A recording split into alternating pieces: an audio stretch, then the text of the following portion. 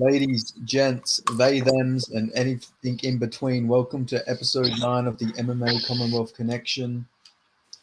Uh, and yeah, it's been 3 days and it still hasn't set in. But Sean Strickland is the UFC champion, so let's just add that to a reminder. Yeah, how you going, Jamal? I'm doing good, man. Like I said, it feels like we're in a fucking brand new world of possibilities in MMA.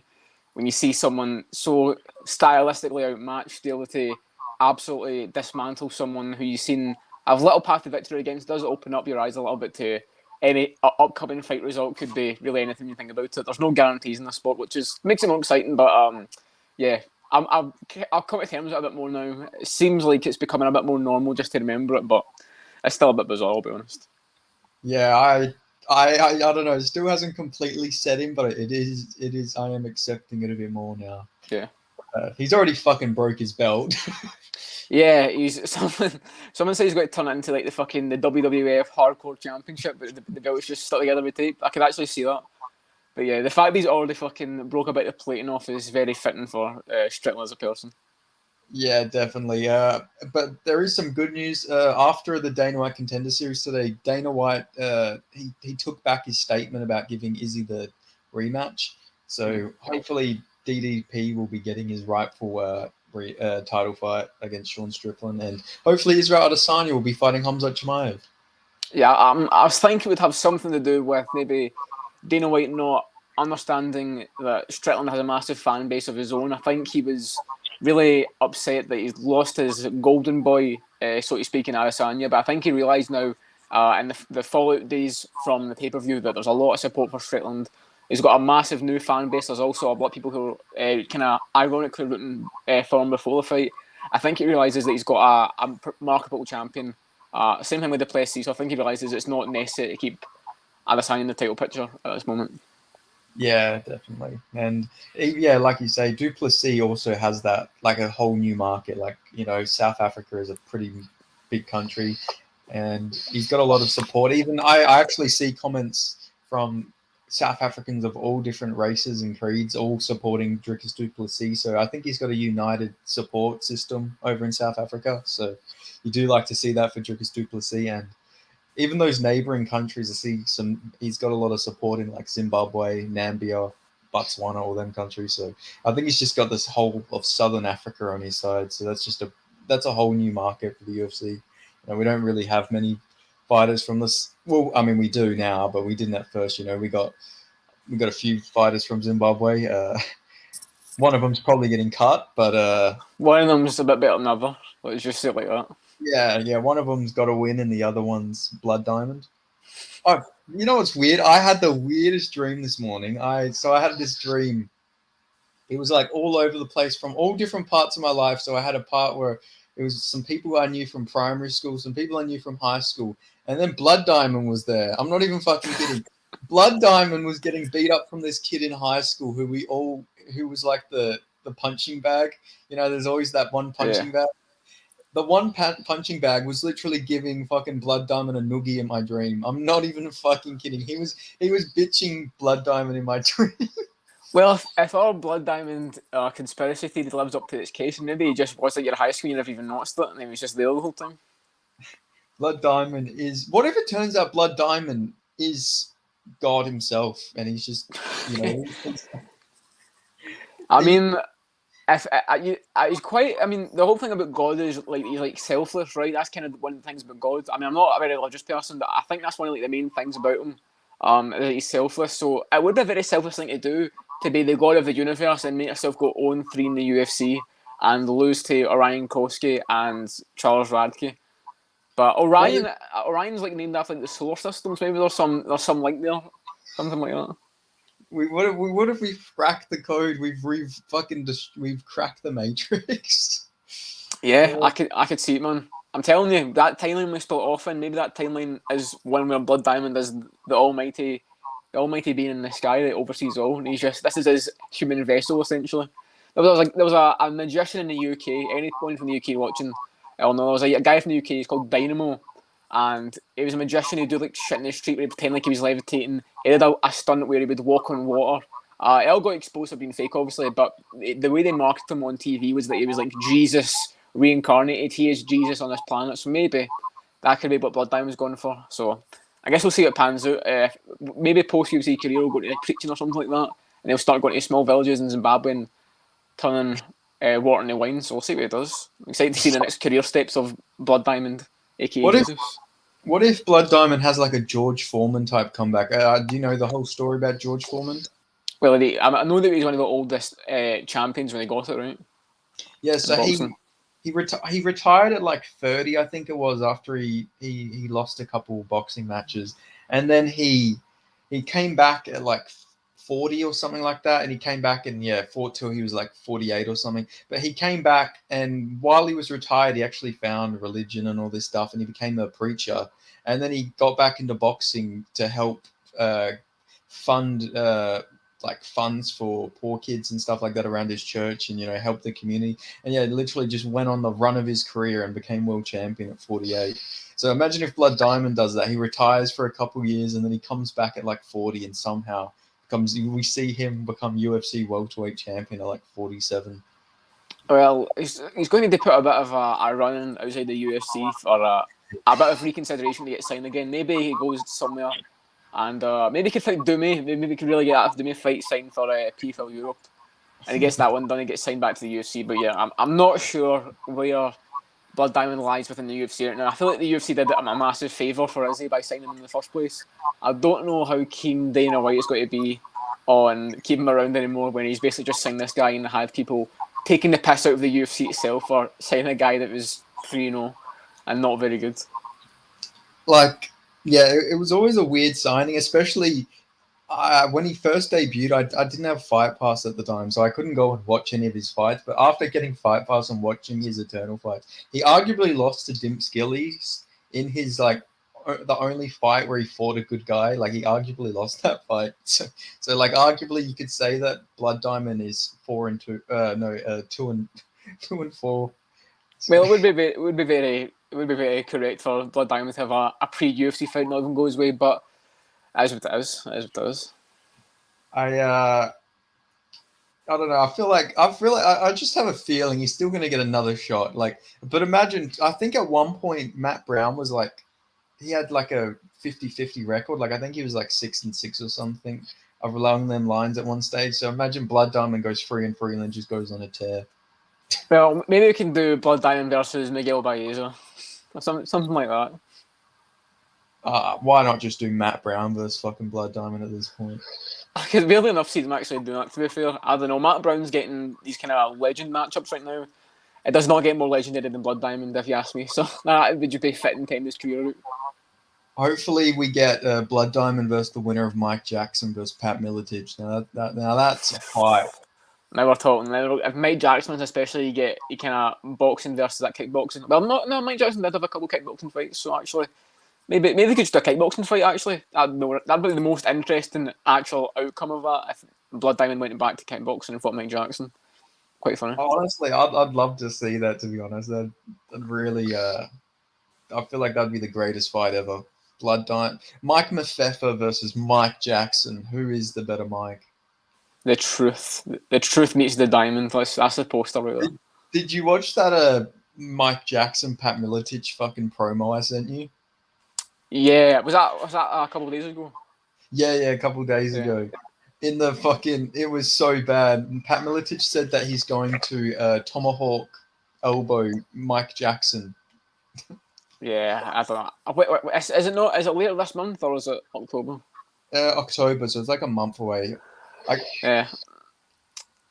Well, I don't know. Do you think it's got to be like a link for like a pay-per-view? Do you think it's got to be just be free to watch on the website, the thing? I honestly have no clue. Hopefully it's like a YouTube fucking live fucking event. We should do like a live fight companion for that. Jackson versus Milton. I would actually be down for that if we can fucking find a stream or something like that. Yeah, that'd be the most apt fight companion to do for our first ever one would be Miltic versus Jackson. Fucking, out of nowhere, I don't know why this happened or anything, but I got a bunch of fucking comments on my Mike Jackson versus Pat Miletich video. Like just randomly, all these comments started popping up. So I think the interest in the fight has grown because all these comments and likes and everything popped up. They should look in embedded or something, like a UFC style embedded for it. And it's just them it's just them Mike Jackson at his house just fucking cooking up the anti-light tweets, and it's Pat Miletich cooking up his walkout for the Mike Jackson fight.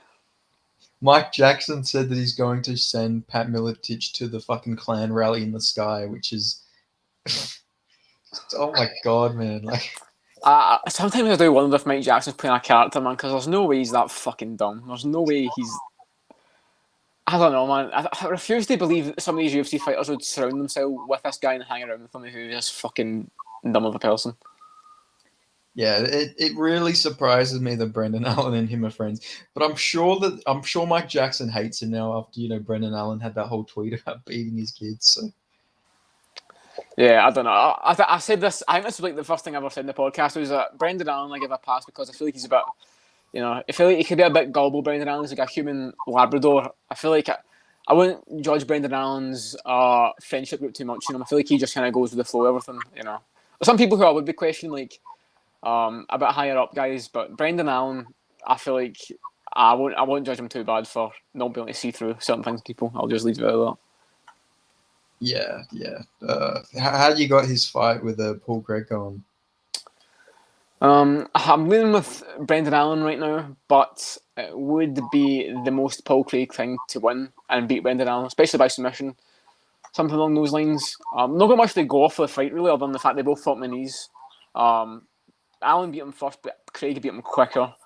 It's weird because in that Muniz fight, Allen was actually doing better on the ground, but Muniz was doing well on the feet against him. So I don't know. I'll lean Brendan Allen right now, but I could be persuaded to go with the countryman. Yeah, it wouldn't surprise me if knowing Brendan Allen somehow he's going to get knocked out cold by Paul Yeah, Craig. I could see it to be fair. Speaking of countrymen, your countryman Chris Duncan has been booked against Terence McKinney. Very winnable fight for him, in my opinion. And I was about to transition to that. I was about to say, just as you said, speaking of countrymen, you got to talk about McKinney Duncan. But now that we're on it, yeah, I think I will go with Chris Duncan. I don't just pick fighters because they're Scottish. I've picked against Paul Craig before. I've picked against Joanne Wood before. I picked against Chris Duncan on the fight he had against Charlie Campbell on the Contender Series. But I do think he wins this one. With McKinney, he is dangerous early and he's got power, but even early he's got quite sloppy striking. And to beat Chris, he's only got one loss as a pro, and that's by like you needed to put him out cold to beat him. Like he stays in there. McKinney, on the other hand, he does well and he can melt and he can break the pressure. So if this goes past like 2 minutes, I think it's Duncan's fight to win. And McKinney can't just panic wrestle him because I think Chris Duncan's wrestling might be the best part of his game. That's where he was beating Borshchev. So he can't just shoot a takedown and expect to get Duncan down and hold him down. So yeah, I might go Duncan by like late first round TKO or something.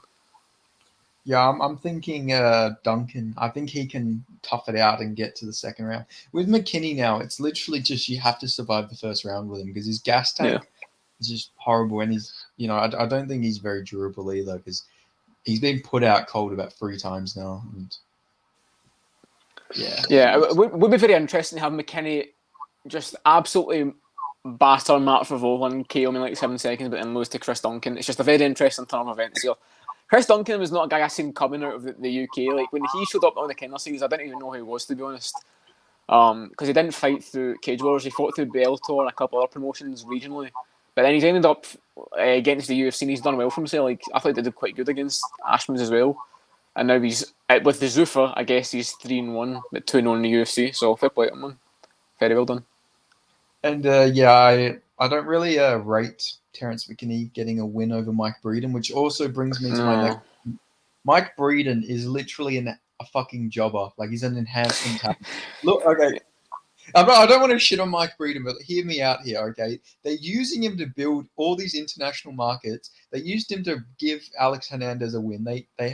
They used him to bring Terence McKinney a win. They helped him to bring up the Israeli market with Natan Levy. And now they've booked him against Ansel Jobli, who's the try and get the Indian market. He's literally an enhancement talent. He's not allowed to have his own career. He's literally used to build up stars in other international markets.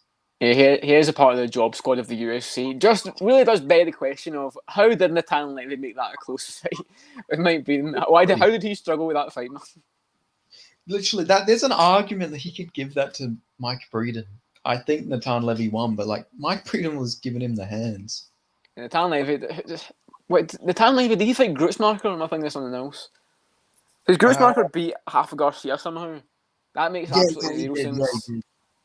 But yeah, I don't know about Natan. I don't know. Natan Levy's just a very interesting UFC career. Let's just say that. Yeah, definitely. I was shocked when I seen a big Marcel fucking notification pop up and I seen Mike Breeden. But as soon as I seen Ansel Jubbly was the other guys, okay, that makes sense. They're building him up. I mean, if you thought he was taking his time parading around India for the road to UFC win, wait until he gets a fucking win on a pay-per-view against Breeden. They're going to be put his streets to India for the next 3 months. It'll be crazy.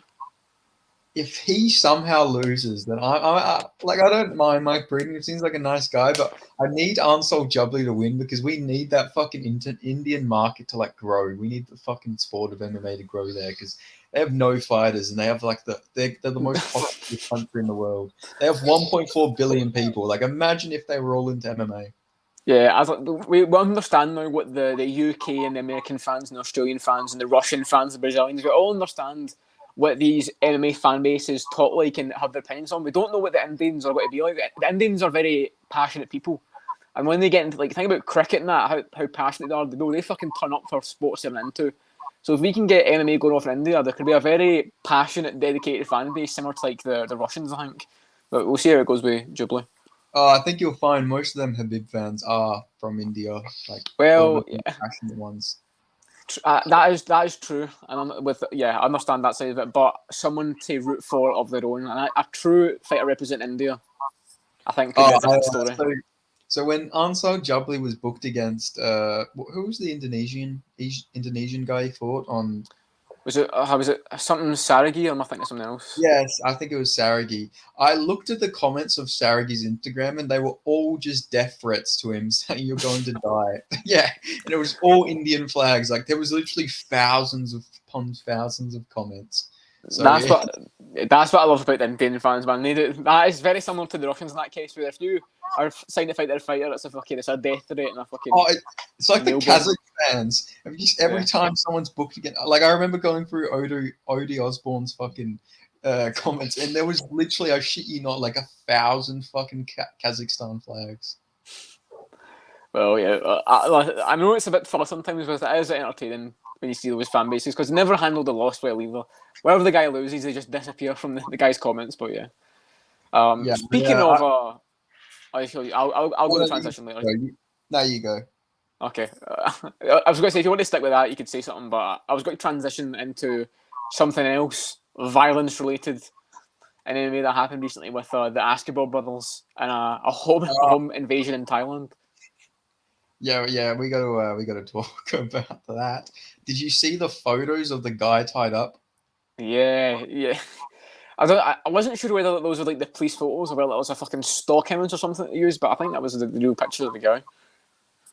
This is just proof that Dana White's not paying his fighters good enough that they're going and committing fucking acts of violence on tourists in Thailand.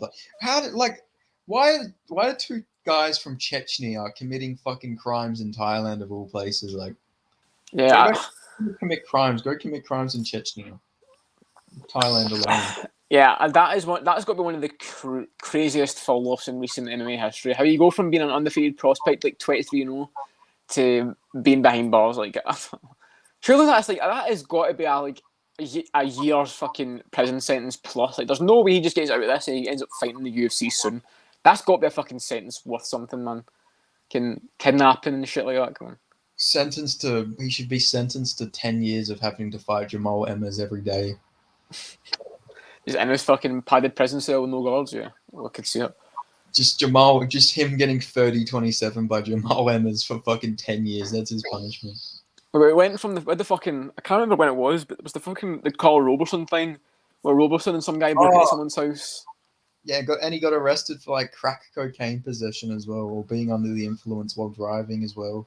I'm waiting for someone to have like. I know obviously John Jones, but that's a different case. I'm talking about like a fighter on a win streak in the UFC because like Robertson was in a downward spiral. So was Askewell. I'm waiting for a fighter like on like an 80-fight win streak in the UFC, about to get their top 5 shot and they fucking commit some horrible, heinous crime. I was gonna say something.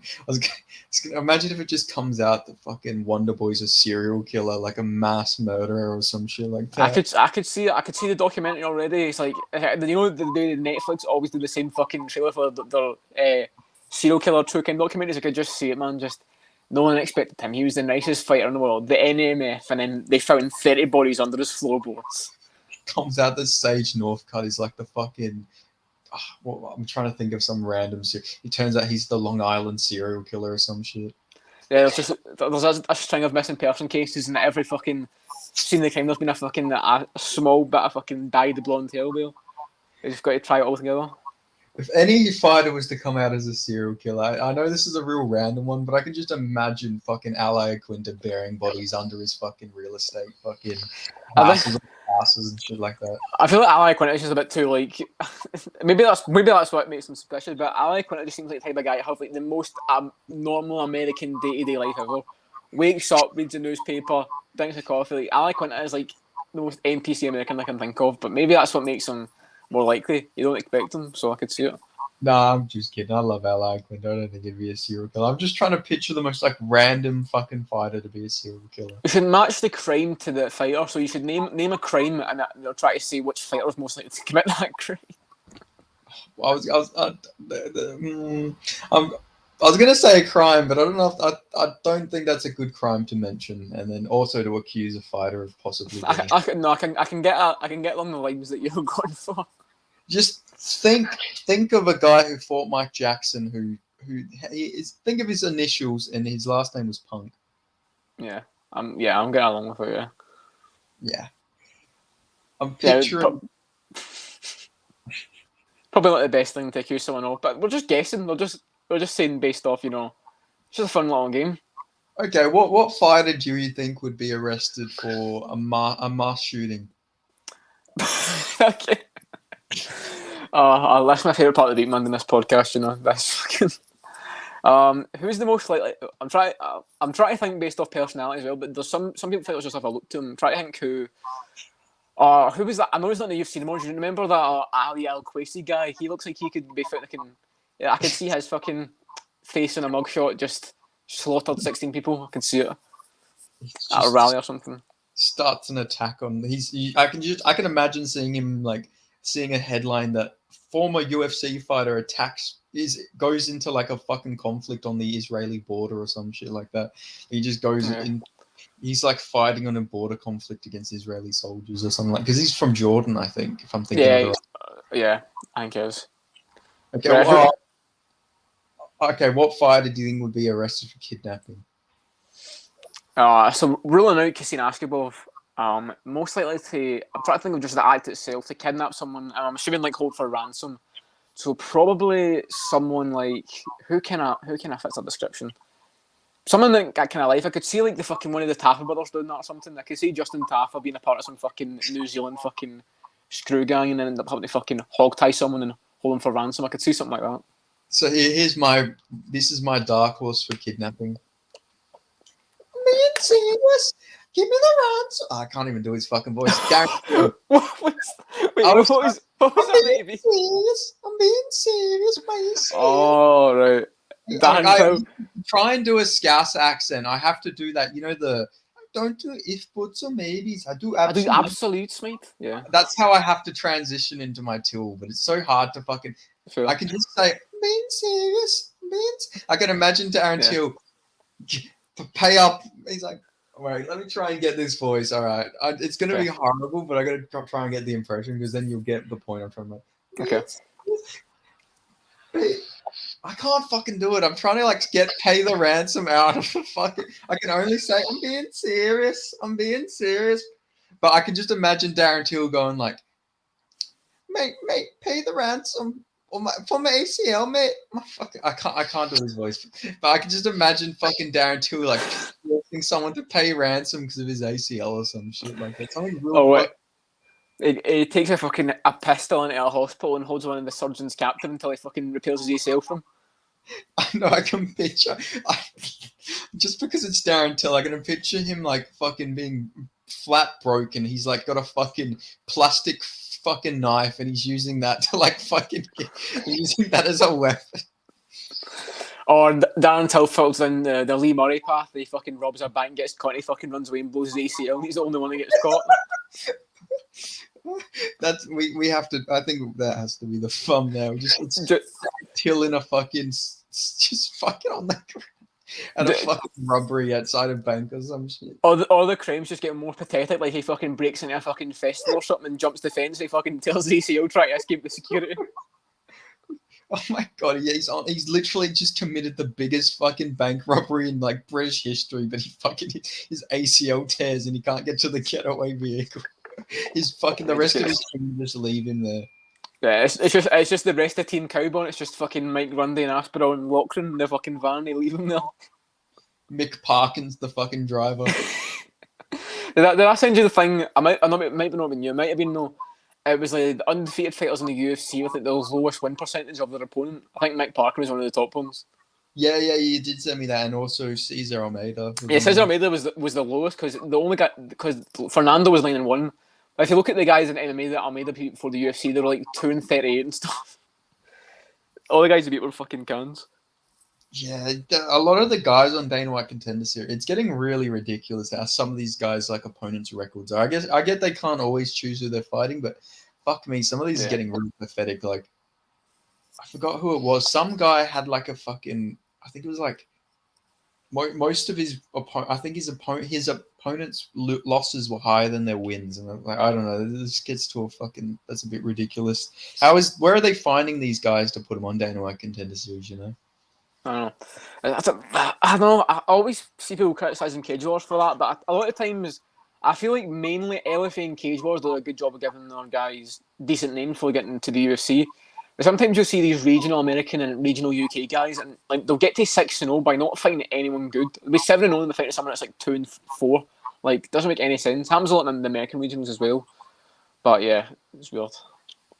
Yeah, one thing I will say about Australian MMA is that's sort of rare. Oh, actually, last Eternal card, I think Josh Kuhn fought a guy who was like 2-5. So I guess, but still, most of the time though, the records are pretty well matched. But you do occasionally see the odd mismatch here and there. But speaking of the Contender Series, unfortunate fucking news for UK MMA. Apparently, Justin Burleson's out of his fight against Danny Barlow, and he's fighting Raheem Fortner, I think. So that's Burleson's second chance at the UFC going away this year. Oh, that's fucking shit. But if he goes back to Cage Warriors, he's not getting a title fight because my boy Emil Brown is getting the vacant title fight in London against Janis Bakar, who's the guy that beat Pedersoli by KO in his last fight. So Team Renegades, Emil Brown trains under Leon Edwards. Very looking forward to that. He's getting a vacant title fight, Cage Warriors London. So I hope he wins that. What's his record? I think he's 6-2, but you need to watch his fights. One fight loss was to James Sheehan, who was the guy that Oban Elliott fought before the UFC. He's good, and before that, his most recent loss was to Daniel Skabinski, who's like a notorious like Polish guy, and he was doing really good. Then he came in with Cage Warriors and he lost to Burlinson and lost to Madars Salinas. But his fights. You watch Brown's fights, you need to fucking wrestle him because you go chin for chin with him. He's got a granite chin, he's got fucking slick boxing, and he's young as well. I think he's like mid-20s. So if he starts getting going and he cuts a couple, let's say if he fights Burlington in his first title defense after beating Bakar, I think he'd be something fucking serious in the UFC because he's got fucking quick hands, he's got good fucking straight shots. He's a great boxer. So I'm looking forward to seeing him progress. Yeah, that should be a good fight then. I got to try and watch more of the Cage Warriors guys. Like, I've watched a few of them, but lately I've just been slacking. I didn't even realize there was one last week. Trevin Jones won, didn't he? Trevin Jones beat Wilson Hayes, yep. There's a card coming up later this month in Manchester. It's got Tobias Harrell and James Hendon. I think it's going to be in the main event. But that's got all the next gen guys, isn't it? Like Luke Riley and Nathan Fletcher and Adam Cullen on it. So yeah, me and Hype Team MMA and I are going to be doing a breakdown of that card, I think, on his channel. So look forward to that. Oh yeah, that should be good. Oh, and not Cage Warriors. He's not fighting on Cage Warriors, but the return of the former Cage Warriors middleweight champ. Yes. How could I forget? I mean, nothing but respect for UC Belgarui. To go from the kind of series to then fighting the fucking notorious one himself, the man, the myth, legend, the GOAT, Matthias Frederick, for Levels Fight League, I think it is. But yeah, I've got Frederick by fucking vicious KO, you know. Honestly, despite the age and despite the time off, Belgarui with his chin up in the air on the Contender Series, he ain't taking the shots from my boy Matthias Frederick. Another Team Renegade fighter. We're on Team Renegade's on the rise right now. People only talking about Leon and Fabian Edwards, but we've got Brown, we've got Frederick on the comeback, we've got Dry Herbert, we've got Matty Byfield in Cage Wars, apparently getting a title fight as well at light heavyweight. But yeah, I've got to back my boy Matthias Frederick, man. I've been talking about this return for a long time, so yeah, I'm looking forward to it. He's like 39, isn't he? I think he's 40. UFC is gonna come call, and he's gonna. Oh, I was gonna say he's gonna knock Izzy out, but he's not even champ. I can't wait for the. Oh my god! Could you imagine Strickland versus him? Oh my god, the press conference. Yeah, the press conference with Frederick and Strickland would go so hard. Strickland would be very ruthless now. I think he must have that. I know, that's my point. I was thinking about it for a second, and that could be quite uncomfortable to watch, but no. Listen, if you ever on the Matthias Frederick trash talk, that you can hold his own. One of my favourite things ever. I know you've probably not seen the fight. Go and rewatch the first fight between Matthias Frederick and James Webb. Frederick Webb won, and Frederick literally fucking tombstone power drives James Webb on his head, and Mark Goddard has to stop the fight to tell him off, and he starts arguing with Mark Goddard. It's so fucking funny. Goddard starts screaming at him because he starts talking back to him. It looks like, you know how you can kind of slam them forward? He literally picks him up and like fucking pile drives James Webb on his fucking back of his head. Goddard has to stop it. It's fucking brilliant. Ended up being a draw as well. That's why they had the rematch. Fucking Mark Goddard. Yeah, who's your favourite Goddard in-cage tangent with? He's had a lot of them throughout his career, just fucking arguing with the fighters. My favorite one's the one where the guy literally like fucking grabbed Goddard by the collar and was like fucking like he was like a bantamweight or a featherweight. Yeah. He's just grabbing Goddard by the fucking, just getting in his face. It was amazing. I think that was a UAE Warriors fight. I'm pretty sure. Yeah, I think it was. I don't know the context to it, but have you ever seen that like on like an MMA in Point video where at the end they show like their podcast with Goddard and he's talking about wanting to punch someone in the back of the head? Do you know the context to that? No, the only thing I remember for Goddard on MMA on Point, I think it was he was there for their live companion for Chandler versus Oliveira, and he just kept fucking trash stuck one of the guys on there. I can't remember which one it is. Who's the MMA on Point guy? You know, I think he's after jiu-jitsu, but he's like the one with like glasses and that, and he's quite posh sounding.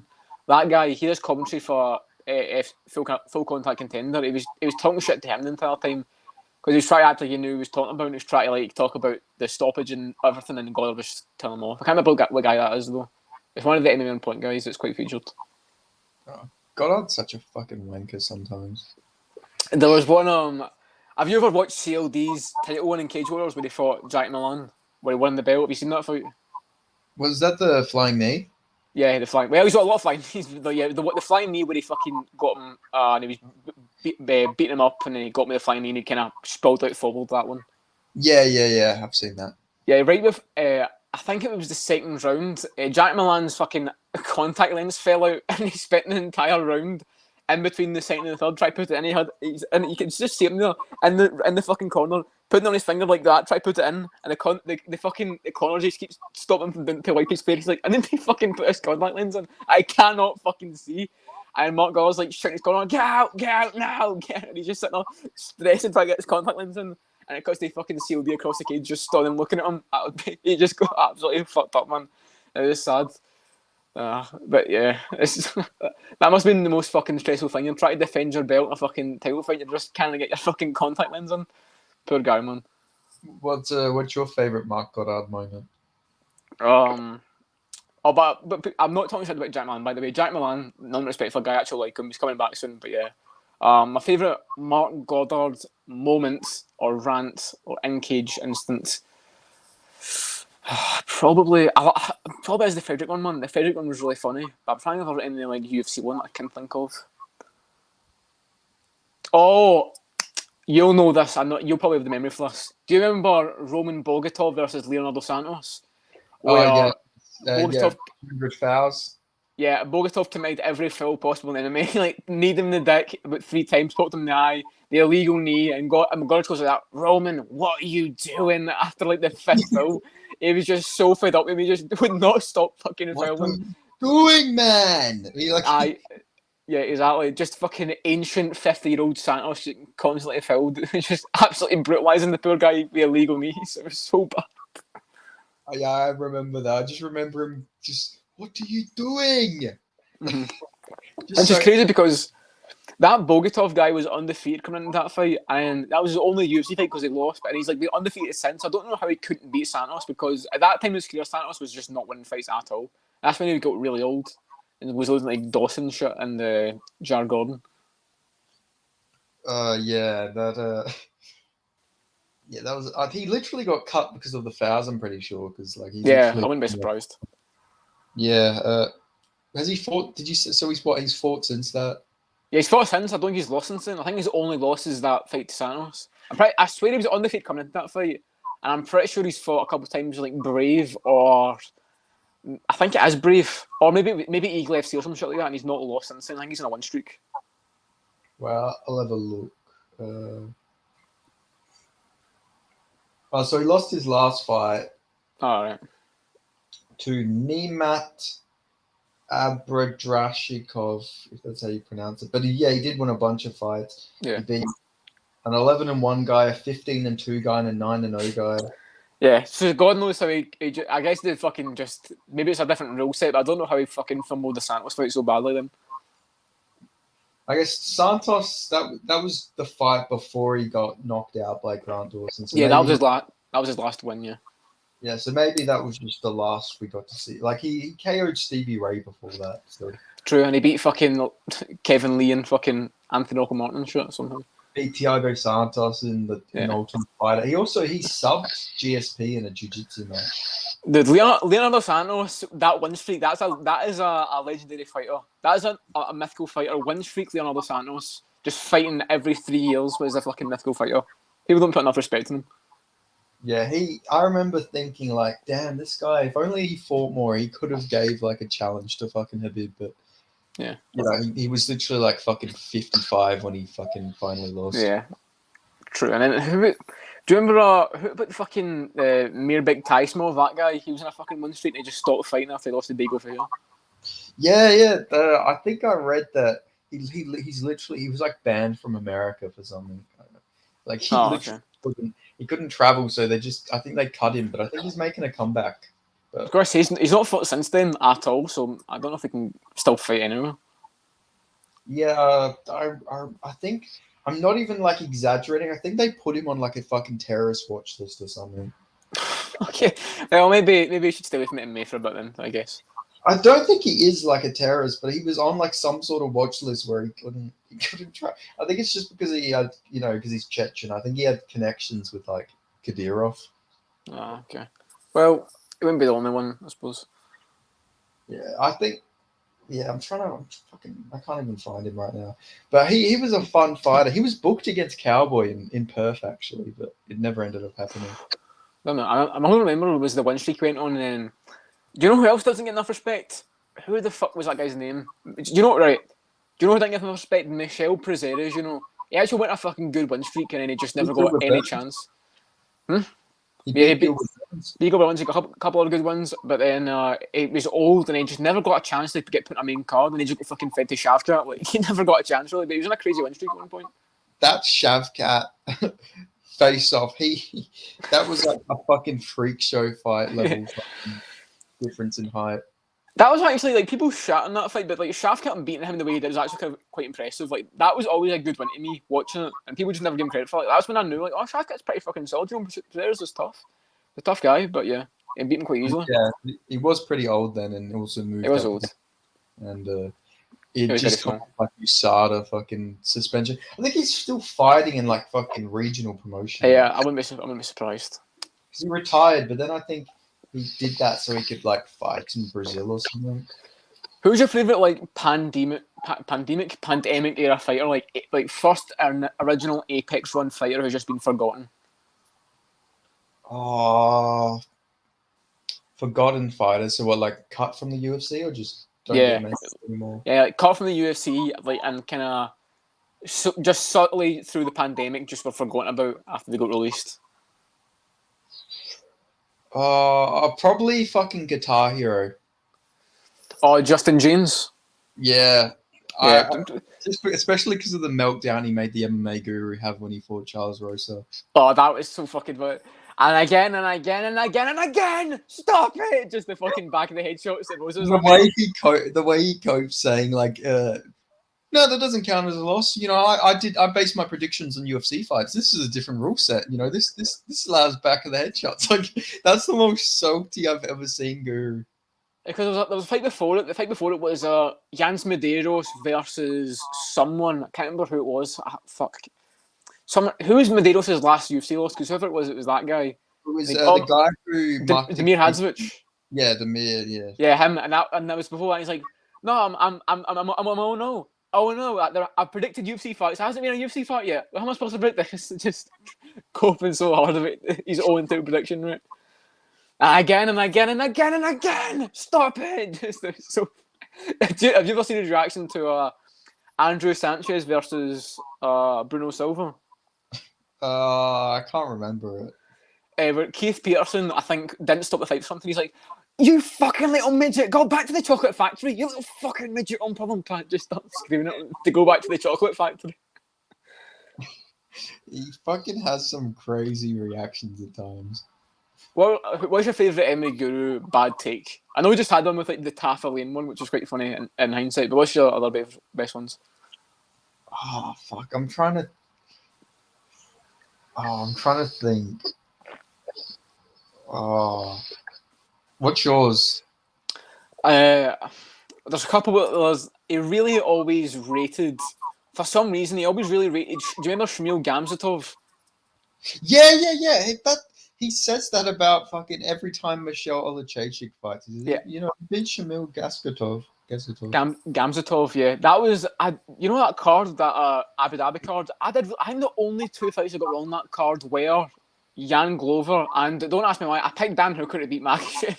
but other than that, I got every fight in that card right. I swept the entire fucking prelims. I was so happy with myself. My best pick in that card was Oleg Zaychuk against Gamzatov, because I was like, this Gamzatov guy has been absolutely fucking no one good. But MMA Guru always insists on that being a great win because he's undefeated. But he didn't really beat anyone good. He arguably lost to Klidson Abreu. Yeah, Klidson Abreu. White Bear, the GOAT man. White Bear, Klidson Abreu. He gave Ankalaev a tough fight, to be fair. And I got smoked by Jamal Hill. Just how good is Jamal Hill? Just like true, before just like a Jamal Hill. But I remember, Ankalaev had a really weird start to his career. Remember, like, he wasn't doing that well against Long Gambilla. Kind of just had to wrestle him and then he fucking dinked him a front kick right to the jaw. I remember there was I don't know if you ever seen, but there was like a massive fucking Dolce fucking fan base on MMA Twitter for a while. But then he just kept losing and everyone's like, oh, I don't think Dolce is very good at fighting. Yeah, there was a lot of hype when he beat Daquan Townsend, which I know hasn't aged tremendously well. But yeah, because it was just a fucking jack guy, and he's like the only Congolese fighter I think in the UFC. Now that reminds me, there was Angelusa, yeah, true. But there was a guy on, I can't remember who he's called, but there was a guy on MMA Twitter who was shitting on Cage Warriors after the McKee and Lochran fights at Paris. But he's a fucking EFC fan, and as far as I'm aware, there hasn't been an EFC champion in the UFC, unless I'm forgetting someone. Wasn't outside of Dricus? Dricus, yeah, but he's not being a champion in the UFC. I'm talking about like the actual like UFC undisputed champion. Oh, and outside of Dricus and like I don't even know if Simon was EFC, probably was, and then Jake Harley, I can't think of too many EFC fighters to even get to the UFC in the first place. Like Dalcha didn't do good at all. Let's be real. And then his argument was that EFC is only 2 years old. AFC's been around since 2009. The first event was in 2009. That's just a fucking lie. It hasn't been around for 2 years. We've had their fucking chances.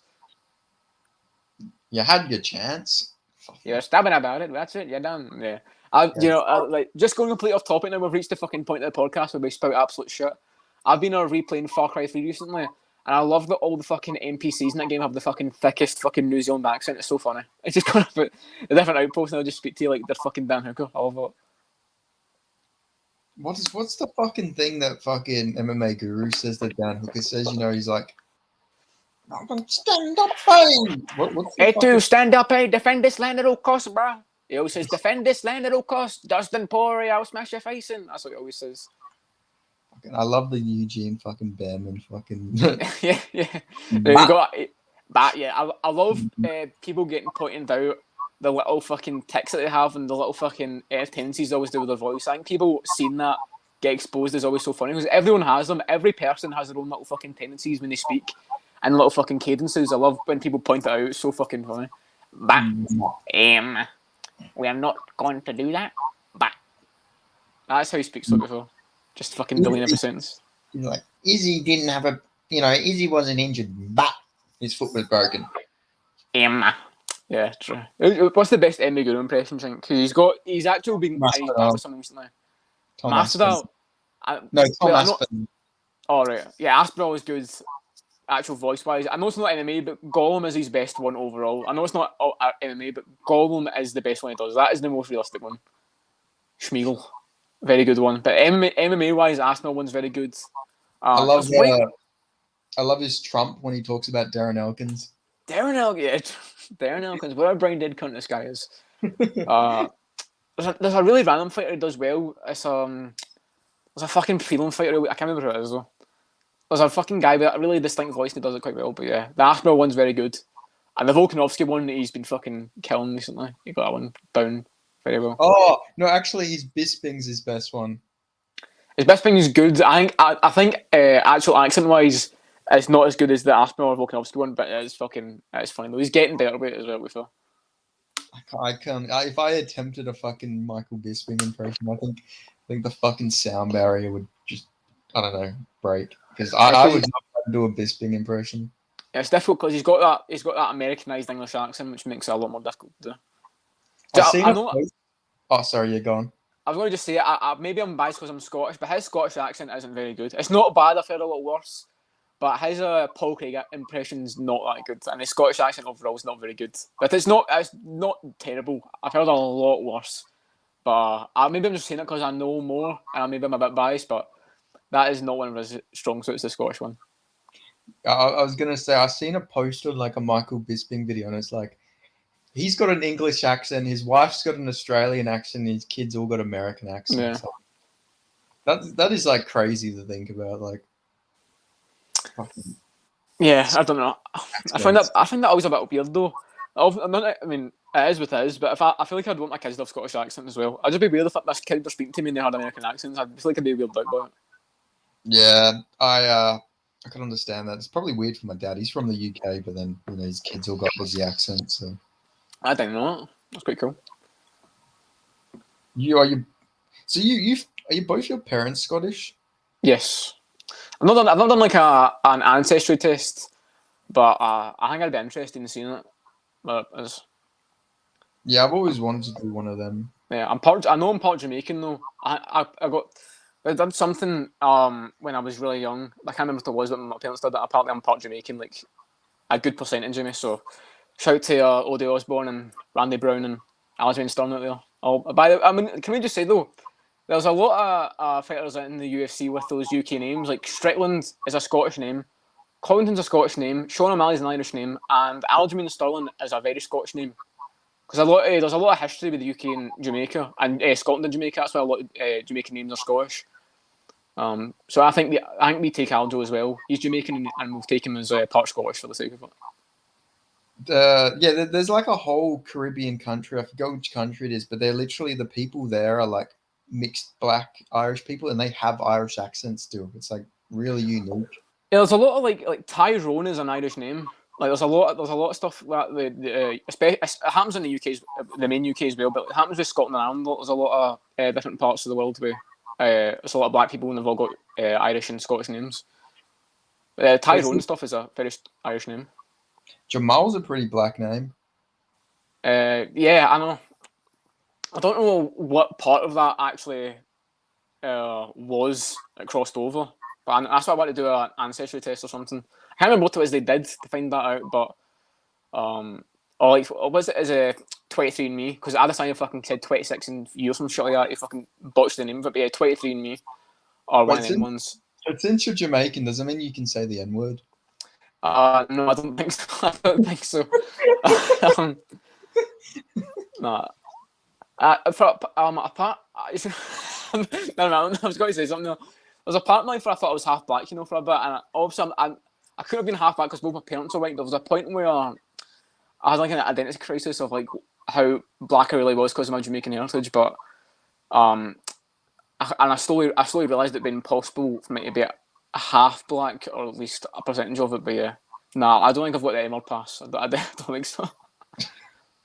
We should do a fucking poll once we start getting more viewers. We should do a poll. Can Jamal say the N-word? Yes or no? Nah, because you know to be 100%, it'd be yes. Because somebody would write, he missed it, But, I'm trying to think. Does it mean any like big fight announcements lately? no, not any like main events I can think of. Oh, actually, not a big fight announcement, but Alex Morono versus Joaquin Buckley.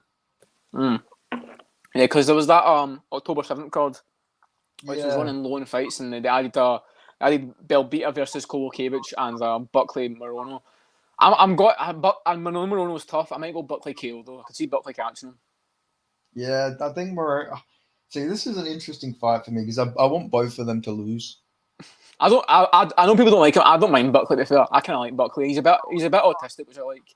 I don't mind Buckley, but him going off about fucking Della for like a month straight. Really I know, but I know it's annoying, but I thought it was funny, man. Just don't be scared on that shit, man. When he was talking about like Amago or something, I thought that was so funny, man. The one thing I did find funny was Buckley had like a crowd of like 50 people all gathered around him as he was calling out Jack Della. Like it was like a fucking movie scene. It was so weird. Yeah, I don't mind Buckley. Something. Like, I don't know, the people all just fucking stood around and listened to this fucking cunt rant about fucking nonsense. Yeah, I don't mind Buckley, though. I think it's kind of funny. I don't mind him. Seems like a good-natured guy, Buckley. I like him. And the GOAT Trevor Peake as well, he's going to be on the UFC 294. Have you ever heard of Muhammad Yahya? I would be lying if I said I had. Obviously, I know him now, but I've never heard him pre-getting signed to the UFC. Yeah, I know he's a UAE Warriors guy. Really random signing, if we're being honest. Like, I've never heard of him. And I'm pretty sure he's not even the UAE Warriors champion, because I'm pretty sure the UAE Warriors champion is a guy from Australia, unless he's vacated the belt. I'm pretty sure Josh Togo is the champ, and he's from Australia. I mean, the guy is from the UAE, and he's fighting on the card, so you can kind of see why they're fighting him anyway. It's still random signing here.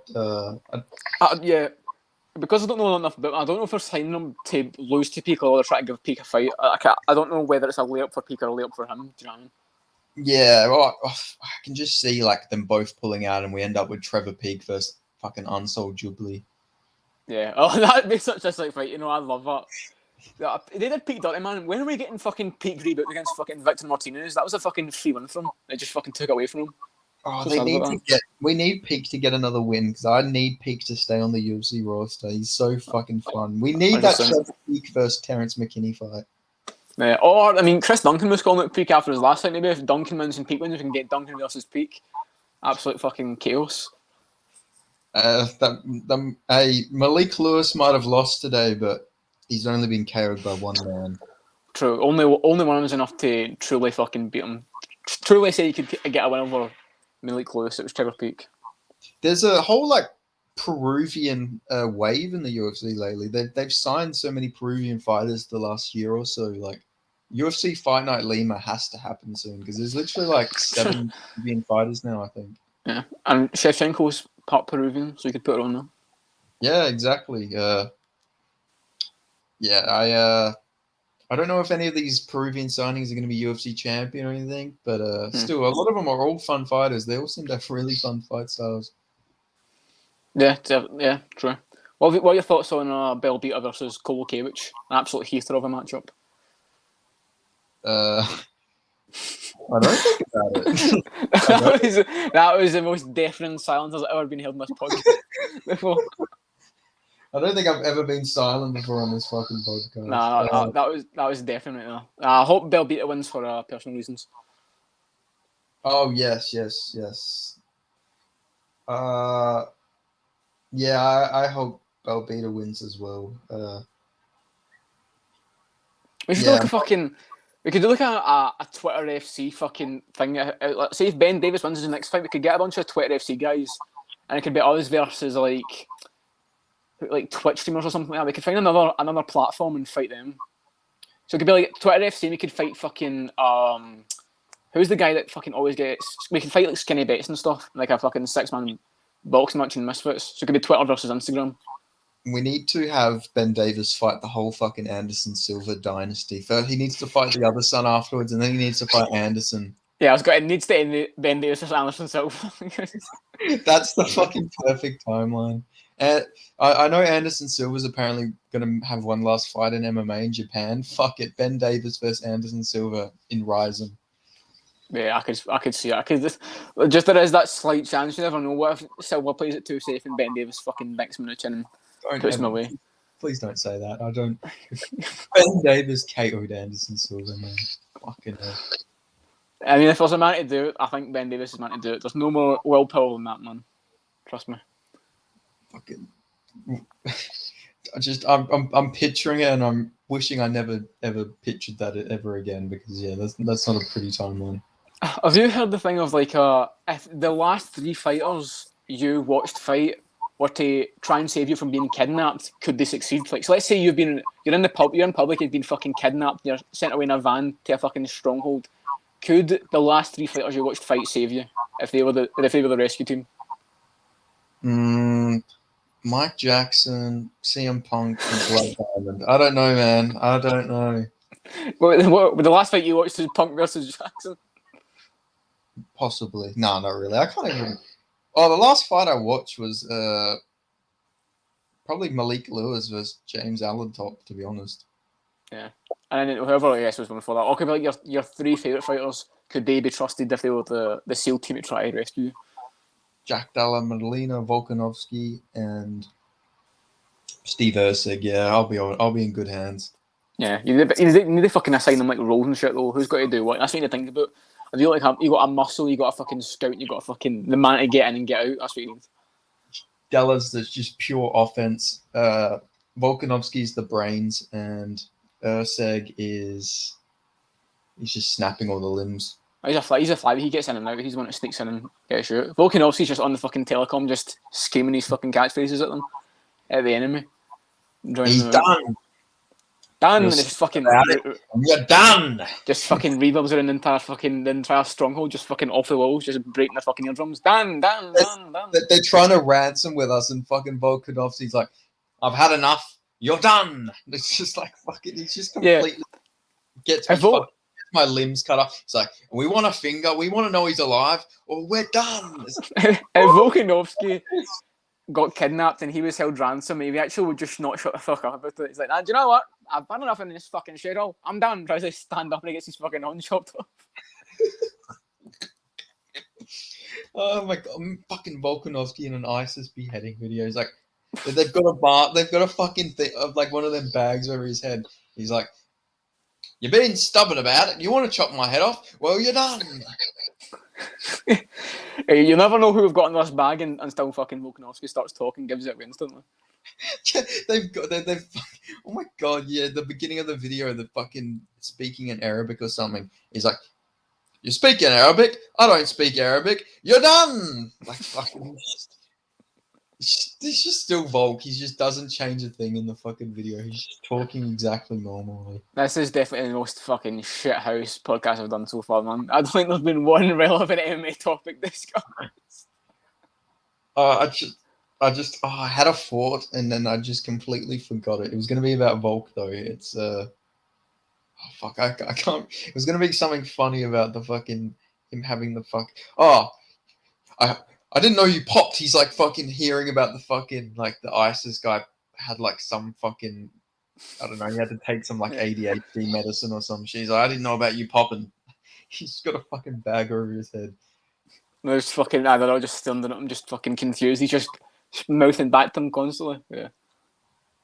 What fighter do you reckon would get fucking held for ransom? Like, what fighter do you reckon would just adventure to some random place? Well, the most likely to be held by ransom would be someone who's, the most someone with a lot of money, so like a Jones type, but someone who's like adventurous enough to go somewhere, probably Aspen Lad or something. Like Aspen Lad's always going hiking on Instagram, so I could see her getting fucking caught up in some fucking rural cult in the hills of America, getting held ransom. Oh my god, I can imagine. I don't know why. I can just imagine like a fucking movie where it's like Dan Hooker, Israel Adesanya, Carlos Olberg, and then Shane Young's the guy who gets killed off straight away in like a horror movie where they go traveling and I can see Dan Hooker as like the comic relief fucking guy in the he's just fucking chill the whole time yeah, but the thing is with horror movies, you always need like the stereotype. There's always one girl left alive at the end of it. The final girl does the one that always makes it to the end and fucking escapes or kills the fucking monster at the end. I remember. Oh, well, yeah, go on, sorry. Okay, so is there only fucking women at CQB? Like, who's the there's a chick in PFL, but I can't remember her name. Is it Michelle Montag or some shit like that? Michelle something? I think her, but also there was somebody else who I think she fought Kayla Harrison. Who's the fit one from New Zealand that fights at Bellator? Janae Harden, is that her? She knows CQB? Yeah, I think so. I don't know if she's CQB, but I think I've seen her training there at least a couple of times before. I'm trying to think of a funny like fucking movie like premise with MMA fighters like. Oh well, one I always thought of. Oh, you go first. Sir. Yeah, so I got one. It's The Hangover. It's John Jones, Conor McGregor, and Anson Jubilee in The Hangover.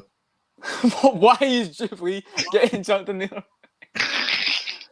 Why the fuck not? And no, there has to be 4 of them, and then Parker Porter. I could definitely see it, man. That would be a fucking it should all be just if they actually do it as a movie, it'd just be fucking free to do whatever they want, no script. Just put them in the scenes and just let McGregor, Jones, Porter, and Jubilee go wild. Fucking McGregor's just sexually assaulting Ansel Jubilee when he's drunk. Jesus. I don't know. I don't know if we can upload this one to be honest. This one's good.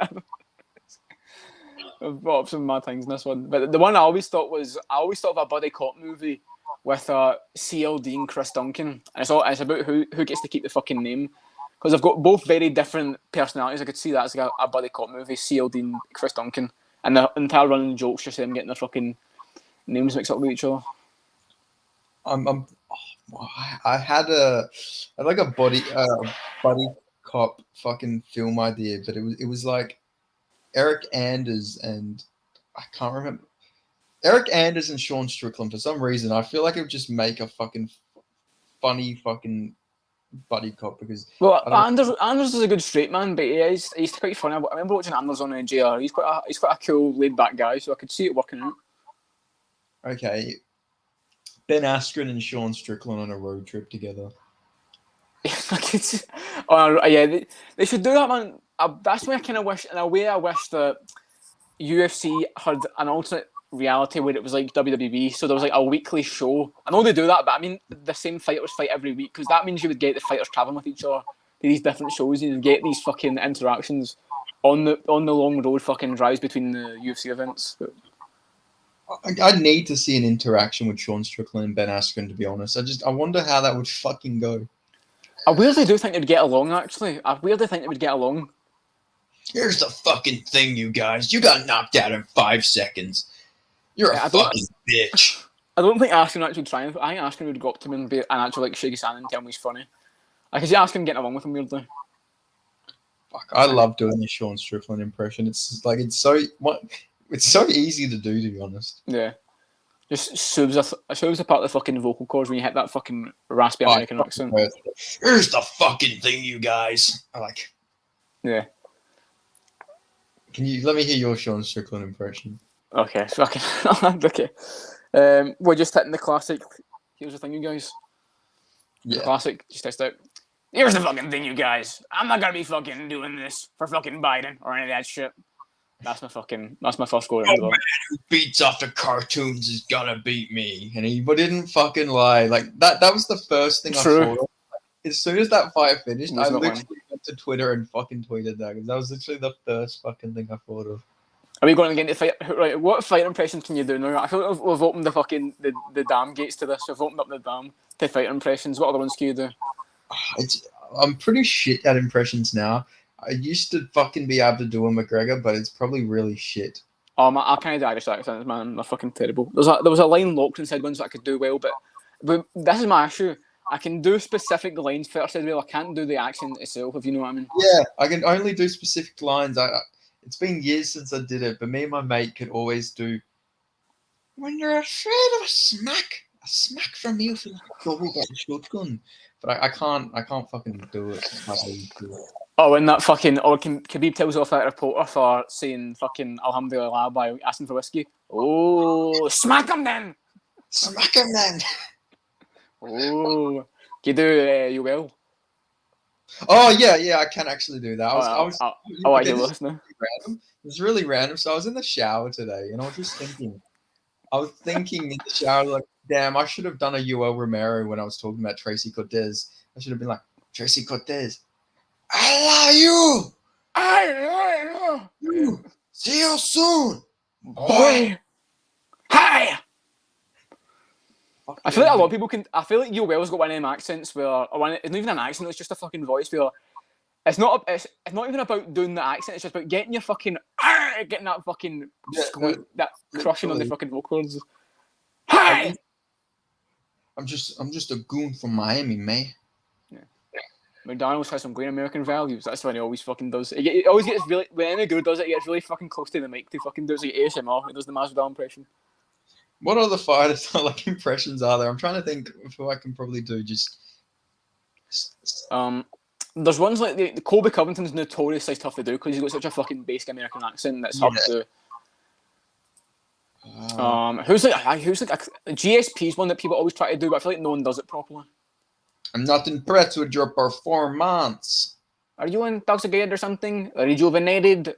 Intoxicated? Jetted cannoneer? That's the ones that always people go for when they do. Are GSP. You intoxicated or something? That's actually pretty good. That's actually quite good. I used to practice. I used to talk with a. Okay, so here's the thing. I used to talk when I would meet a new person. I used to talk with a GSP accent. I'd tell them, "I'm from France. I'm from Quebec. I'm not from Australia. I am from Canada." That's quite solid. Can you do Oh, I just had someone. I fucking lost it.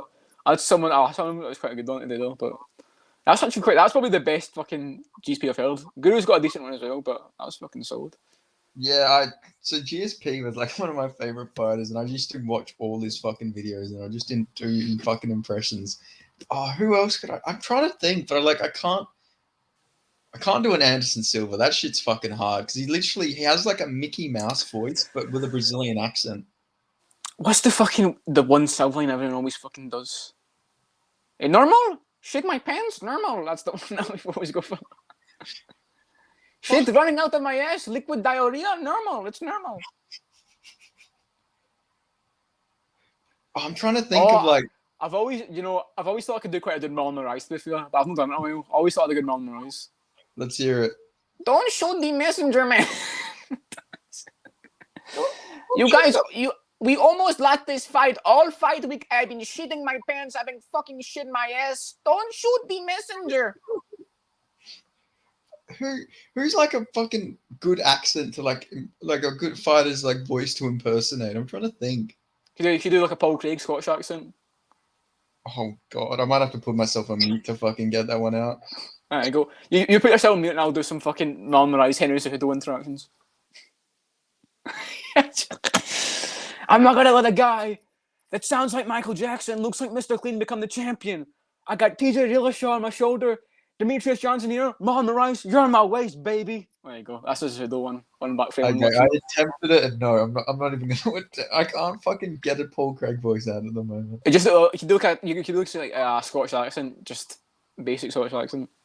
Oh god, I'm gonna like. You say it was your pride, you wee prick, you pride. Pride rules. This is the best one I've done so far.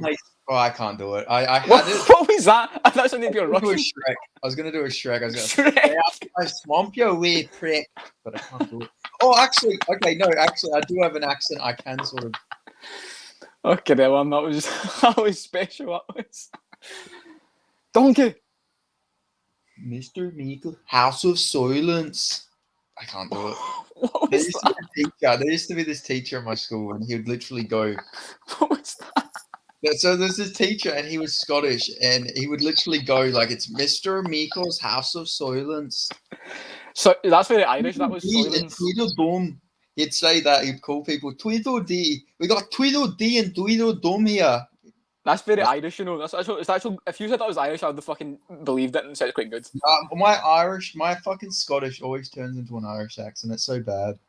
Yeah, I think people with Scottish accents they always try too hard to make it sound like Braveheart. You need to, it's kind of subtle. Oh, not all the time, but you need to do it kind of subtly. I'm not even kidding. I used to have a real solid Scottish accent. I used to have a lot of real solid accents, but fucking since I got older, I stopped fucking trying them, and then I just lost how to do them. Like I used to have a really good redneck accent, but I don't know if I can do it anymore. Yeah, hey, bro. Well, I used to. Oh, fuck, how do I do it? Like, give me something to say. Give me something to say, and I can try my redneck. I'm trying to think of a Bryce Mitchell line. What's that thing Bryce Mitchell always used to say? They call me Thug Nasty and saying in the streets or something like that. They always. What was the thing he said before he was in the UFC? Like, why do they call you Thug Nasty? They ain't seen me in the streets yet. I was thinking he always used to say, takes me his nickname. No, they haven't seen me in the streets yet, yo. That's like fucking Theo Von, if anything. You do over him. No, I'm a quarter Dutch. I had my grandma was Dutch, like fully Dutch and everything, and I can't even fucking impersonate a Dutch accent. It's dumb. It's fake. It's stupid. It's gay. that was my fucking favorite over him moment. I love how when Area was arguing about wrestling, just straight says, "No, it's gay." It's like, it's dumb. It's fake. It's stupid. It's gay. And he goes, "Wow, come on, don't say it. Why? Because it's the truth." And then Overeem was booked for a wrestling match against fucking Braun Strowman and never ended up happening. Fucking, do you remember when Overeem, before he fought Volkov, like the controversy came out, he was trying to like fucking rail some chick's fucking girlfriend, like literally the fucking week of the fight, he was literally sliding in some chick's DMs, like the week he was fighting Volkov. I don't think so. No. Weirdly enough, when I was on the heavy bag yesterday, do you know what fight I was watching in the background for just audio for commentary? What? Overeem versus Augusto Sakai. just had that on the background when I was hitting the heavy bag, just listening to the. Oh, mate, Sakai was putting the work in, you know. Sakai was doing quite well early, and he just fucking got taken down and smashed. I know he was looking good, and then after this, he lost to Overeem, but Overeem's not a bad fighter to lose to. He never won ever again. Yeah, I picked Sakai. I beat Deontay Mace before him and got caught somehow. Oh yeah, he did. Oh yeah, I forgot about that. I picked him to beat. I picked him to beat Mace, but I picked him to beat Rosenstrike as well for some reason. I just thought Sakai's quite a good technical kickboxer heavy. You know, he can get his kicks up high, with good calf kick, but he just kept getting fucking chinned. Yeah, he took a lot of fucking damage those last few fights. My controversial take was that when they were both in the losing streaks, I always said that Sakai would have beaten Chris Daukaus. I still stand by that, honestly. I think he would have beaten him. Hey, maybe they'll fight in some regional promotion. True, they're both at the side of the UFC now. Sakai actually, I don't know. I remember last Sakai used to post videos on him on Instagram. It was like cooking. I think a cooking show. And I commented on it, "Sexy boy," and he just liked the comment of me saying "sexy boy" in one of his posts. I don't know. I remember, but I don't know why. Did you do a Darren Till impression? Oh fucking hell, mate! You're a fucking bully boy loser, mate. You're a bully boy. I'm fucking exempt. He needed a spit coming up. I'm fucking exempt. I'm fucking coming for you. Yeah. Every dog has its day, and your day has come, Tyron. Every fucking dog has its day, mate. I used to do a solid Darren too. I need to get back into my impressions, and I'll. For Scouse, you need to build up the fucking flame in the back of your throat for Scouse. You need to get M sounds in.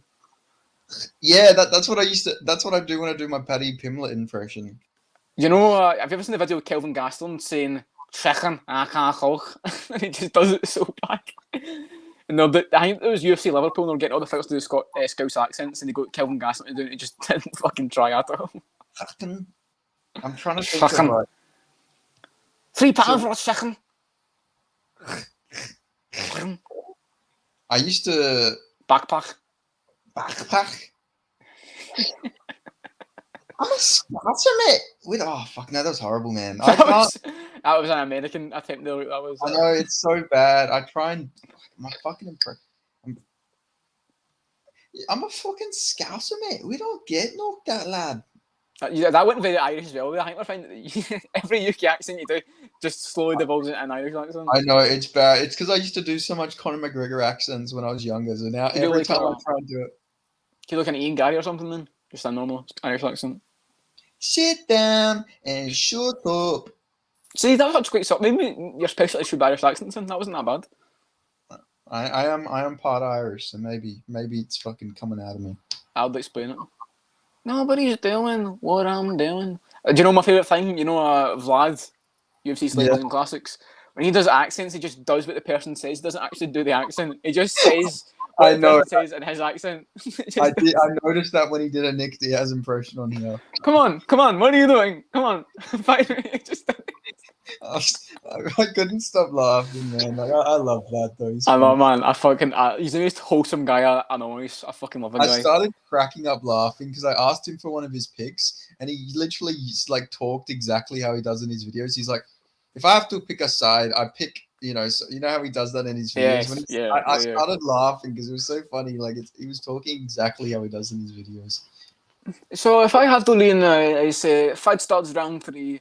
And I'm going to go with Augusto Sky. Probably. I have to pick a side. He's like, it's going to be a tough fight, but if I have to pick a side, I'm going to go with, it's like, I couldn't stop laughing when he said it, man. Like, it's funny to hear him say that. I don't know why. And it was pretty much awesome. Pretty much awesome attempt of the fight.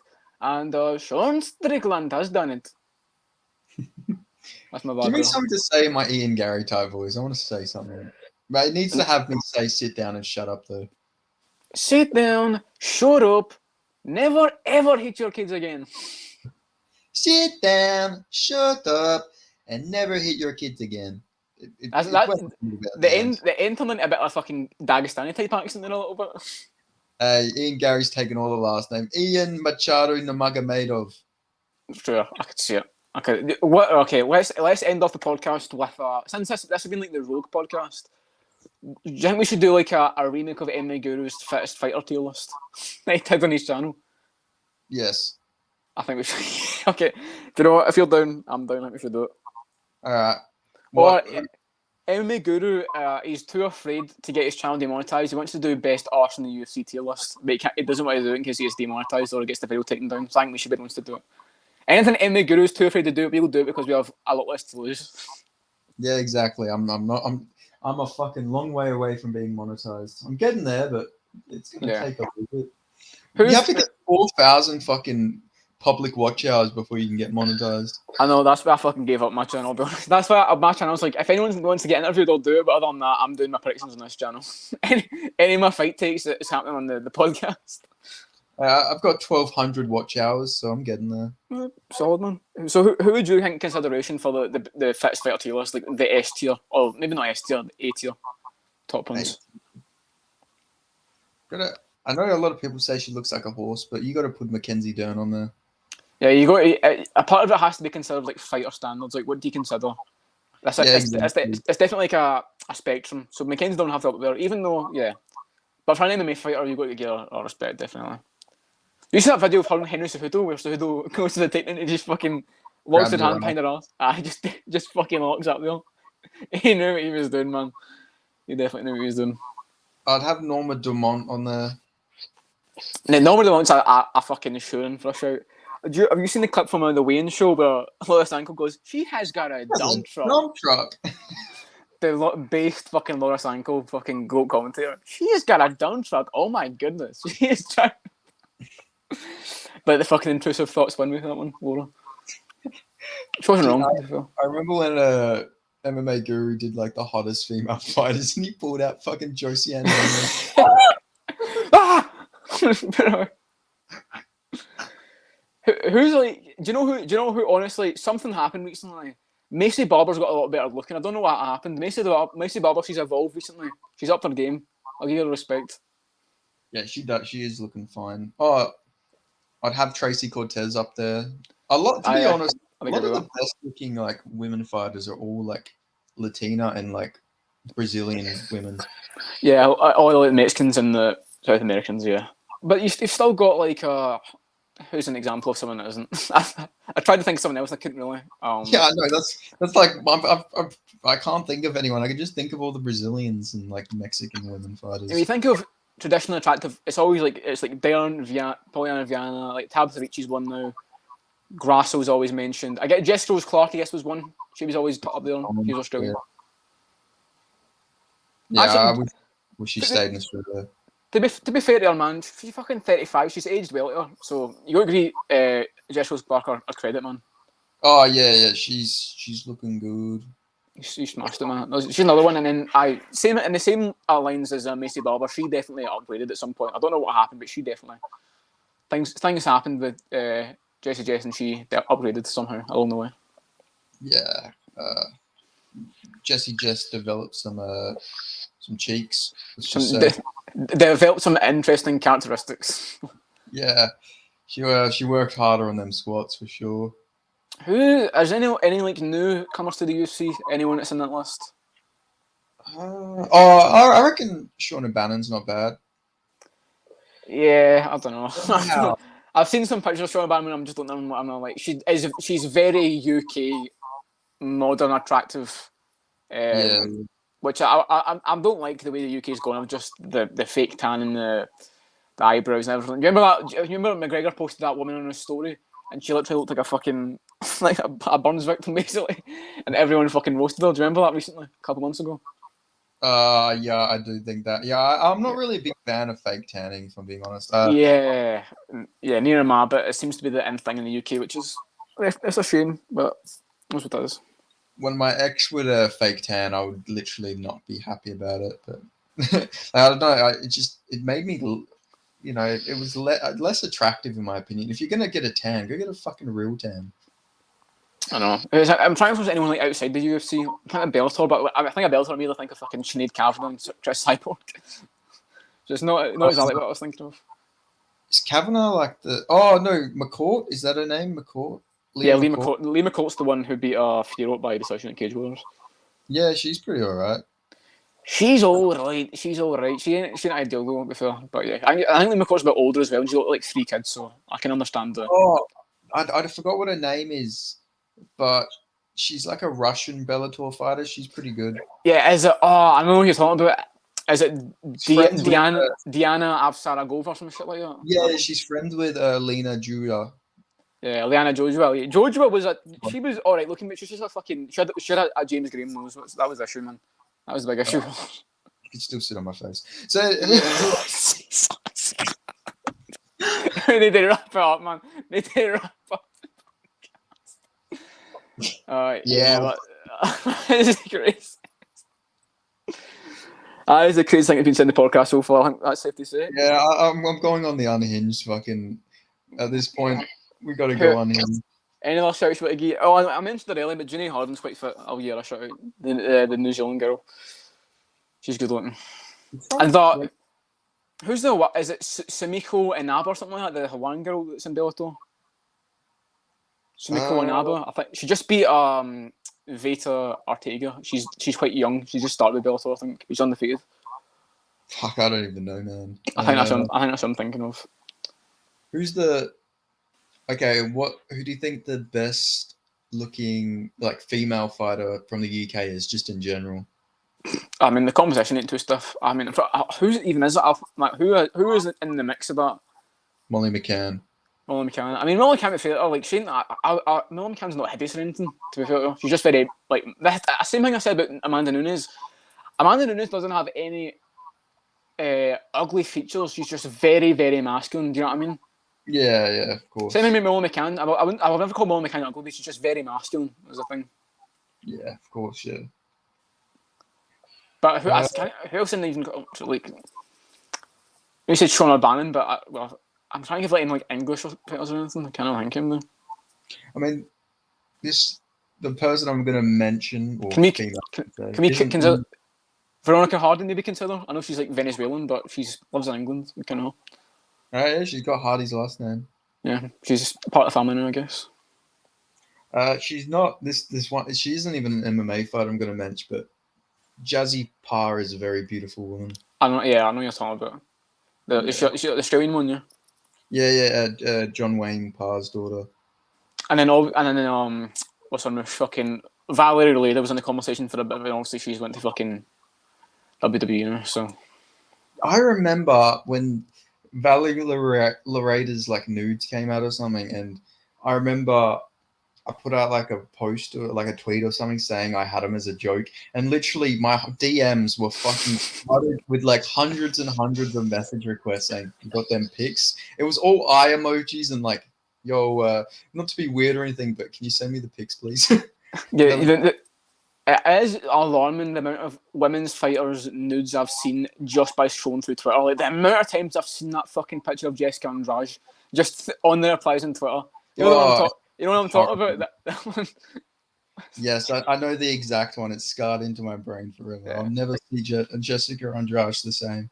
Yeah, true. And there's like, who else was it? Misha Tate's are notorious. You're not an MMA fan if you haven't seen Misha Tate's nudes. That's like a fucking rite of passage as an MMA fan. Yeah. And who is it? Who am I thinking now? Who's the fuck? There's one other one. Hannah Golding. I haven't seen Hannah Golding. There was someone I'm trying to think of, but I can't remember who it was. Oh, yeah. Not nudes, but you know who I always thought was kind of overrated? Rachel Ostovich. I never really, maybe in her prime, but I never really seen her. She was like, she's the hottest ever. I never really seen it as that. I never really got that take. But I think she has like plastic surgery or something, hasn't she? MMA Guru made a very good point in that if you ran into Rachel Ostovich, you would be concerned that maybe she's trans. And I actually agree with that. She does look a bit like that. You would consider like a masculine sort of jaw. But yeah, I agree with MMA Guru's taking that. You'd be a little bit concerned. You'd be a bit hesitant, wondering what am I really getting myself in for here. But yeah. Yeah, I feel like we're gonna be called misogynistic for this. Yeah, well, we can do. Well, who's the most handsome fighter? Then we can make it go both ways. Yeah, let's go. Let's turn it a bit homoerotic. Right, handsome UFC fighters. Who are you throwing out there? Actually, that's a Well, Parker Porter's got to be at the top. Parker Porter is a stunning human being, if I do say so myself. I put him in the mix. Real talk though, I probably don't think it's Paulo Costa. A lot of people say Paulo Costa, but he's just got a really like athletic body. I think he's got Paulo Costa's quite a chubby face, you know. I've always thought. Yeah, it's because he gets massive out of camp. He got balloons up to like 230. I'm not going to act like Paulo Costa's not a good looking guy. He's a handsome guy, obviously, but yeah. Carlos Ulberg is definitely in the conversation. Oh yeah, Ulberg's definitely up there. I think Kevin Holland's quite a handsome guy. You know, Kevin Holland. He's got a certain charm about him. If Drew Dober was like 6 foot tall, it'd be over. Yeah, super Chad, fucking Dober, definitely in the mix there. There's a couple of fighters that have been like models, male fighters like models, but they're always a bit strange looking. Rockhold, yeah, Rockhold's a handsome guy before. True. Doesn't have. If Luke Rockhold wasn't handsome, he'd be so fucked. True. He has no social skills, man.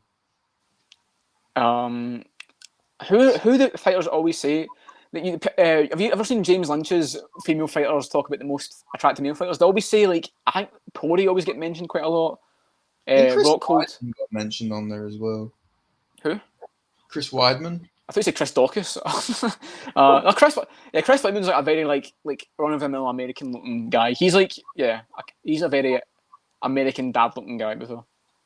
I reckon Dricus du Plessis. He's not a bad looking. The Plessis handsome guy. Chad. Yeah. This is the gayest conversation I've ever had, man. Yeah.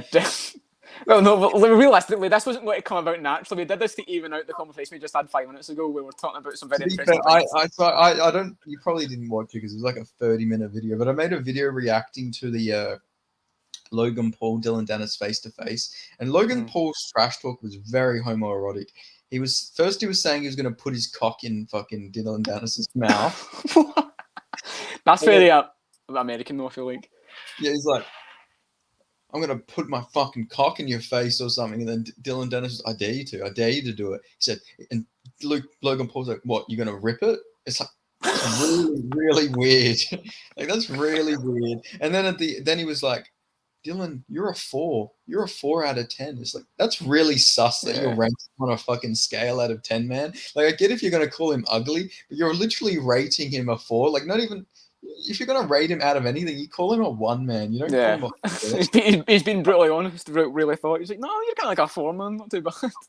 It's like, yeah, you're a little bit below average, but you're not hideous. It's like, what the fuck? It was really fucking weird. You have to watch the face-to-face with Logan Paul and Dylan Dennis. It was really fucking odd. I think it's time to wrap the podcast.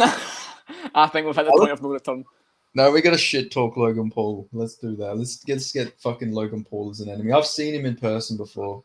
I was going to say, no, I've literally got like 5% left. I don't know if I would time to shit Logan Paul. Oh, okay. Well, I was going to say. Okay, wait. Let's wrap it up with we got to talk real quick about TKO, the new company. Did you see that? Oh yeah, the merger. Yeah.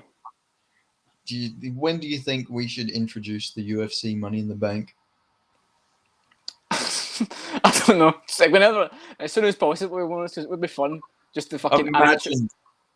It would be sick to feel. The UFC would give fucking Israel Adesanya the inaugural fucking Money in the Bank, and they'd have fucking Israel cash in against fucking the winner of Duplessis. They should have to fight for it. They should have to fight for it in a ladder match, and there should be a Royal Rumble as well. The Rumble's the best one you can do, crossover wise. That'd be so fucking funny. Just every weight class free for all. That'd be so good. Imagine the fucking underdog win of the century. Fucking Matt Schnell wins the Royal Rumble. Yeah, he comes in at the last number and everyone else is just fucking exhausted. He just has to land a couple finishing shots. He comes in fucking first. Matt Schnell just doesn't get thrown out. He just gets brutally KO'd like multiple times. Oh my God. He literally leaves and they scan him and he's like, how the fuck are you still alive? Like, it's just him getting KO'd but not getting eliminated. He gets KO'd and goes under the ropes like fucking over and over again. I could see it, man. Definitely. And then they need to start doing tag team matches too. Yeah, I could solve a lot of the cross gym beefs and shit in MMA. Okay. Well, I don't know what we're going to do for the thumbnail because a lot of different points are made. I don't even upload this one. Yeah, I think so. I don't know what the fuck we talked about, man. We've been speaking for an hour and a half. I have no idea what the fuck we covered. I'll think of something. If I upload this, am I gonna get fucking? I'm gonna get like fucking. My house is gonna get fucking run through or something. Nah, I think we're fine. I think we stayed just in the line. Yeah, I don't give a fuck anyway. Who cares? Yeah. But ladies, he's, hims, she, hers, and they, thems, and all those in between. Thank you for watching episode 9. Of the MMA Commonwealth Connection. Episode 10 will not be as sporadic. We'll probably have more to talk about. Yeah, you'd imagine so. You'd hope so. Yeah, you really fucking would. Watch this. This is gonna be the one that fucking. This is gonna be the fucking episode that gets a shit ton of views. I know. I'm just gonna wait. Some clips this have got to be. Every fucking clip we did there, we're talking about the women's fighters are going to get shielded on Twitter with the fucking at to every fight we talked about. It's just going to go. It's not going to be good. Oh yeah, I'm gonna wake up and. Oh, I thought you fucking left. I know. I don't know. My phone's on the last legs. So I'm going to like. Oh, okay. I was gonna say I'm just gonna wake up and I'm gonna have like fucking Chris Dawkins and every fighter just fucking giving me fucking hate messages. I don't even know what fighters we didn't really talk too badly about any fighters. Nah, I don't think so. Just talked about. We had nice words to say about Luna Jujua. Liana Jojua, yeah. Well, you can call them nice words if you want. They were definitely words. I don't know what I'll finish the podcast up with. I think I sent her like a message in Georgian calling her very beautiful once. She didn't respond to it. Chad, nice. Yeah, I just used Google Translate. Hello, you are very beautiful. I used Google Translate to tell Magomed Ankalaev happy birthday once. Why? I don't know, because it was his birthday. I just wanted to tell him that. Anyway, Magomed Ankalaev, if you're watching this, happy birthday. Happy belated birthday whenever it is to you, man. Out of all the fighters you can go to the lengths to Google Translate for, you picked Magomed Ankalaev. Don't know, it was his birthday. Like, they say happy birthday to him. Yeah, fair enough, I guess. I just remembered that. Yeah, fuck. Might as well I wish like fucking Marson fucking Prackney a happy birthday or someone really rad. Zach Pio, fucking what's that Zach guy's name? Zach Cummins. Nah, the Hawaiian guy, the guy who got knocked out by Muhammad Usman. Is it Pioga? Oh, Zach Polga. Yeah, might as well go fucking wish him Merry Christmas while you're at it. Or Zach Polga, I think it's pronounced, to say it correctly. Polga, I think it is. The GOAT, the future UFC light heavyweight champion. Big up Zach Polga. Anyway. Yeah. This is definitely a wrap. Definitely. Yeah. Well, you know, if this is the end, what a way to go out. Went out with a bang. Definitely went out swinging, that's for sure. Yeah, I feel like we probably should have, figured something to talk about instead of Nah, these are the best ones, let's be honest. Yeah, surely this one gets some traction, surely. Mm-hmm. But anyway, thanks for joining me, Jamal, and I'll catch you on the next one. See you later, everyone. Have a good day, mate. You too, mate. Assalamu alaikum. Assalamu alaikum. Walaikum salam.